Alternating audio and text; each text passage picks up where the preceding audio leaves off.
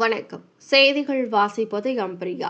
கோவில்பட்டி திமுக நிர்வாகி வைத்திருந்த சாக்கு மூட்டையில் இருந்து 35 லட்சம் ரூபாய் பணம் பறிமுதல்.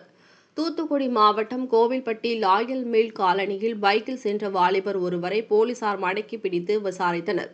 அவர் மத்திய ஒன்றிய திமுக இளைஞரணி நிர்வாகி உத்தரகுமார் என்பது தெரியவந்தது. அவரது பைக்கின் முன்பக்கத்தில் இருந்த சாக்கு மூட்டையை பிரித்து பார்த்தபோது அதில் 35,72,000 பணம் இருப்பது தெரியவந்தது. இதையடுத்து போலீஸ் பணத்தை பறிமுதல் செய்து தேர்தல் பறக்கும் படையினரிடம் ஒப்படைத்தனர்.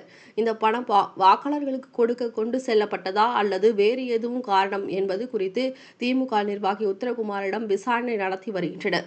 மேலும் 35 லட்சம் ரூபாய் பணம் என்பதால் இந்த பணம் வருமான வரித்துறையினரிடம் ஒப்படைக்கப்பட உள்ளது.